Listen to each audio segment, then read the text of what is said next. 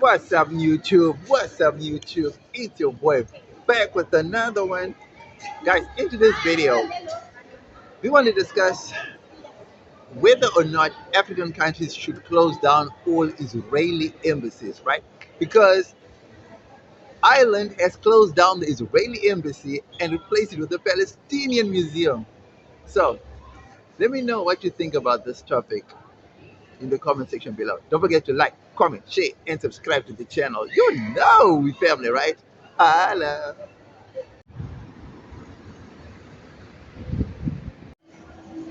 Okay, so people, the Palestinian issue has been a sore point for everyone in the world. And let's also not forget that the October the 7th events, right, were also a sore point for the Israeli people, right? So let's not forget that, right? But has the response been appropriate, or has the response been way overhanded?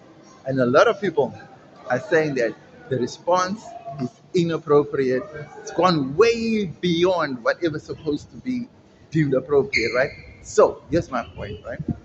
Should African countries react in a way that punishes Israel, right? Because a lot of people are saying Israel has gone beyond. So what needs to be done? Was the South African response with the ICJ enough, or was it not enough? Should Africa do more? Now, in my humble opinion, I feel like African countries can and should do more. Yes, we do say that the Palestinian issue has gone on for too long. It's not an African issue, but what can Africa do to assist, alleviate, and to stop the ongoing? It's not even a conflict anymore because it's one-sided now, right?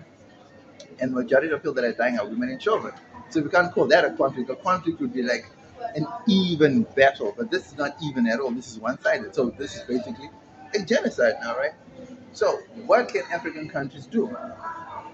First and foremost, people are saying they should stop by closing down all Israeli embassies. I would think that would be a great first step. But do all countries have the same relationship, diplomatic relationship with Israel that America has? I don't think so. So, what would be an appropriate step that Africa can take to alleviate the plight of the Palestinians from an African perspective? Now, the ICJ ruling has said that Israel has done there's a plausible cause for Israel against the Palestinians, right? But the G side, right? So we all know that. Now, if a court ruling, international law, can find you guilty and you as a country do not heed to international law, what's the next step that countries should take against you? That's my whole point.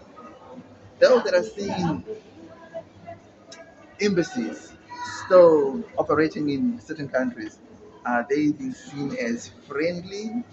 Are they being seen as complicit? Are they being seen as agreeing with the Israelis? See, there's so many dimensions to this thing. There's so many layers to this thing. So I don't know if we're just looking at it from one side. We don't want to be biased. But one thing I do know is that this conflict did not begin on the 7th of October. It really began almost like 100 years ago. So we need to track right back to 100 years ago and find out where the loopholes are. We need to find out, I don't know, it's a complicated issue. But one thing I do know, the G side has to stop. You know what I mean? Yeah, dude. I don't know how this is gonna pan.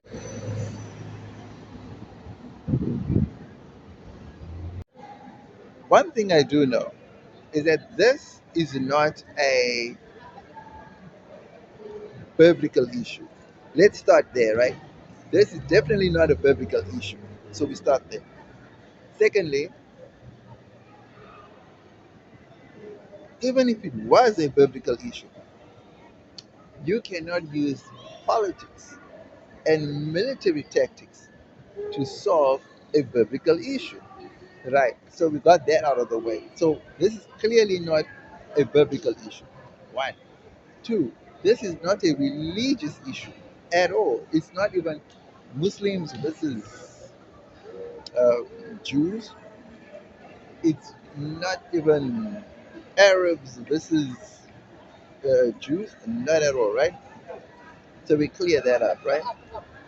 This is clearly, and it's been now made abundantly clear that this is simply a land issue, right?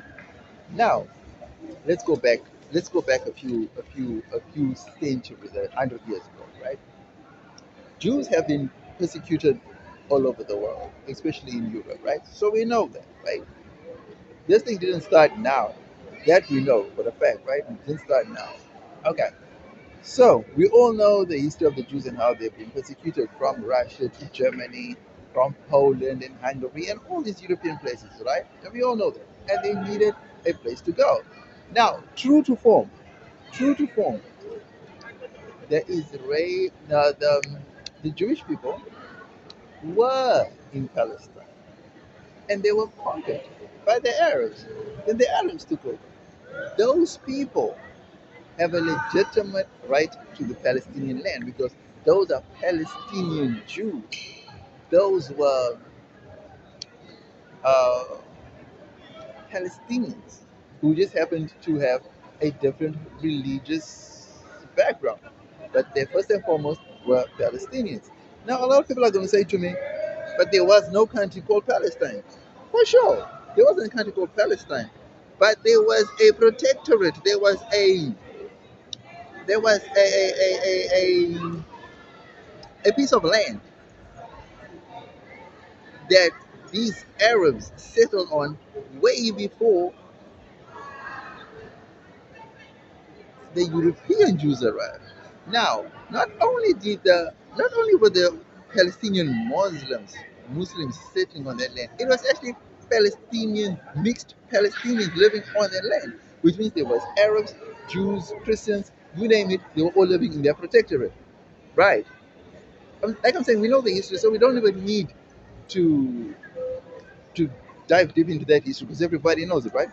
But one thing I do know is that, or one thing I didn't know was that the Palestinians that came to settle, well, the people that came to settle on that land that's been disputed right now, are actually the very descendants of the people who trekked from Egypt with Moses.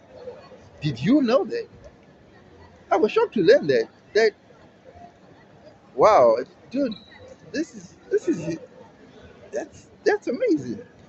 I mean, can you imagine Moses' people, Moses' descendants from Egypt, and they settled, and these are the descendants of those people? Wow, wow, dude, wow, wow. And just to prove a point, just to prove that this is actually the Palestinians' land, right? There is no pictures, there is no video evidence of Moses and his people moving onto this piece of land, although it's been documented in biblical times. So there isn't recent video footage or pictures to show that these people are claiming land like as a recent thing. Whereas with the European Jews, there's video evidence of them arriving from different parts of the world to the Israeli ports, or to the Palestinian ports, should I say. And it's shocking, but I mean, it is what it is, right? So, yeah. So, we need to find solutions to this. We need to find an end to this, a permanent end to this. And I don't see how anyone can agree for their land to be dissected or to be taken from them. So, this is shocking, man.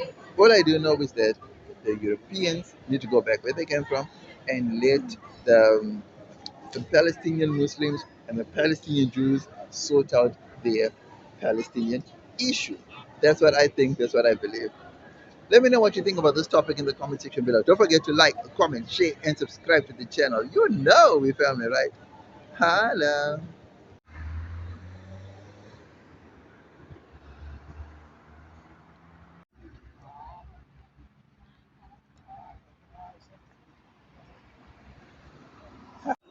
Okay, people. Let's talk about the pros of this conflict, right? One, there's no pros. There is no pros. Because one thing is for certain, if there was a pro, there wouldn't be all this conflict that's happening, right? But this thing is happening because there's a problem. So they cannot be pros. But now, the question is, can we get African countries, or should African countries close down the American embassies? Okay, so here's the honest truth. One, not every country has the same relationship with Israel that other countries have. So it would be totally unfair to ask countries that are heavily dependent on Israel to close down their embassies because it will obviously affect the economies. Number two, you cannot, as a country, you cannot destroy is the wrong word. You cannot jeopardize your diplomatic your diplomatic relationships with a country simply because another country wants you to jeopardize or end your diplomatic friendships or diplomatic ties with Israel. So that wouldn't make sense, right? So, what are the pros in this? Like I said to you, there are no pros, but what can African countries do? So, you can remain neutral, like South Africa is saying they are neutral, right? They're not taking a side, but yet South Africa is taken Israel to court. So, how can you be neutral if you're taking Israel to court? My thing is, South Africa should go the whole 9 yards, right? You started by taking them to court. That's not enough. What else can you do? From a South African point of view, South Africa is supposed to close the Israeli embassy. That is what South Africa is supposed to do. Number three, South Africa is supposed to cut all diplomatic relations with Israel. Number four, Israel is supposed to stop all trade, all trade with Israel because, honestly speaking, I don't think Israel is much of a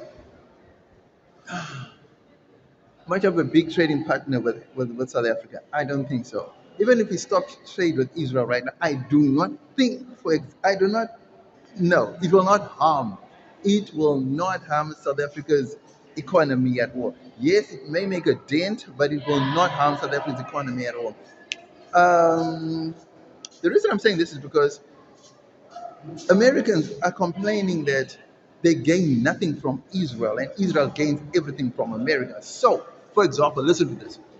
If if if if if America cuts diplomatic ties with Israel, what would America lose? Right? But if Israel cuts diplomatic ties with America, they would basically lose their whole economy. So if South Africa cuts its diplomatic ties with Israel, what will yes, South Africa will lose. Like I'm saying, they'll make a dent because they have retail stores, they have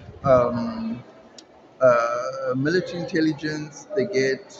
Well, I don't know if they're still doing it. I must do my research on it because I know they get technology. They used to get technology, especially the apartheid government. They used to get technology, spy technology, and all this from Israel. They were heavy trading partners, right? So there are Jewish businesses, there are Israeli businesses, but there's a difference between South African Jews and other Israeli Jews. And there's South African companies and there's Israeli companies, right? So we need to clear that part out. We need to make sure that if South Africa has to cut diplomatic ties with Israel, yes, there's going to be an economic dent. I'm saying a dent. I'm not saying that our economy will collapse. No, this is not China. It's not like we're talking about China. It's not like we're talking about the UK. You know what I mean? Even if South Africa cuts its diplomatic ties with the USA, it won't make that of an impact. It won't. The biggest thing that South Africa will lose is AGOA. Not Al, is it AGOA? AGOA, that American, something to do with trade with America. South Africa getting goods for free or at a lower rate into America. That could be a big thing. You know what I mean? But with Israel, guys, come on. I don't see anything. I don't see the benefit of us keeping ties with Israel. Really, I don't. Because whatever Israel is giving us, surely China can replace them. Surely China can replace them. That's the way I feel. That's the way I think. So let me know what you think about this, about what I said now. Am I on the money or did I totally miss on this one? You know what I mean? Don't forget to like, comment, share, and subscribe to the channel. You know we family, right? Holla. People, there's no there's no negatives to this. Like I said previously, there's no positives either. You know what I mean in this, but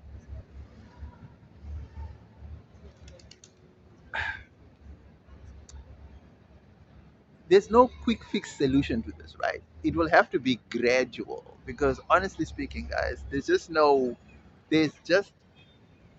one size fits all to this thing. But one thing I do know is that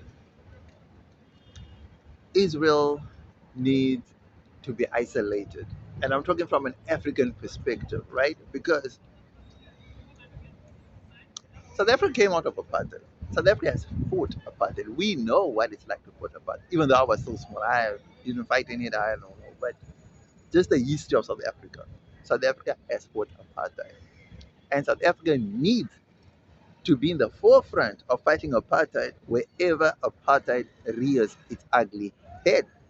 And that is exactly what's happening in Israel. Israel has been deemed an apartheid racist state. And Africa as a whole, because the history of Africans being discriminated against, the whole of Africa needs to stand together and fight this monstrosity because it cannot continue.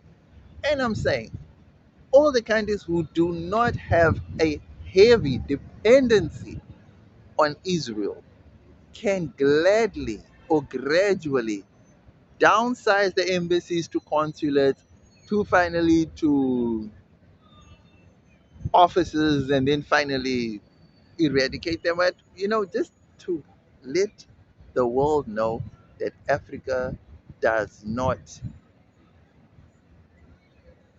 allow, condone, or stand with racism. Because at the end of the day, guys, this is what it boils down to. It's an issue of land and it's an issue of race. You tell me, how can a country have areas where they don't even allow Arabs? You tell me, how can a country have places and institutions where they don't allow blacks? Do you know that there's black Israelis in Israel, living in Israel, but they are not permitted into Israeli schools? There's the black Jews of Israel. And I saw this documentary and I was highly shocked. The channel with this girl is on. There's this girl, an Israeli lady, right? Her name is Coco Girl. Her channel's name is Coco Girl. You must check her out. She has a channel that has she interviewed these black Jews people, these Israel black Israelite black Israelites, black Jews, right? They have their own village in Israel. And that guy on the black Jewish guy on that documentary said it himself that they had to build their own schools because they were not allowed in the Jewish schools. I mean, guys, this is 2025 we're talking about. I I cannot for the life of me try to think why such racist behavior is allowed to persist anywhere in the world. Anywhere in the world. Let alone, I cannot even fathom that black Americans, black Europeans, black Africans would even consider supporting Israel, knowing that there are black people in Israel who are being oppressed. I mean, guys, come on, let's be realistic now. Africa needs to stand as one. Africa needs to talk with one voice, and Africa needs to condemn Israel's actions in the strongest terms. Because what's happening in Israel is nothing more than a land grab. It's nothing more than racism, and it's nothing more than a genocide, than a total eradication of a people and a total violation of international law. And the best thing that Africa can do is by starting by closing all Israeli embassies, cutting all diplomatic ties with Israel, stop supporting Israeli businesses, and shut down any Israeli businesses and any businesses that support Israel. I know it's a hard pill to swallow. I know it's a difficult thing to do. I know this money is on the line. I know economies will suffer. I know, but something's got to give. And I think that will be the starting point for intra trade with Africa. I really think so. Let me know what you think about this topic in the comment section below. Don't forget to like, comment, share, and subscribe to the channel. You know we family, right? Holla!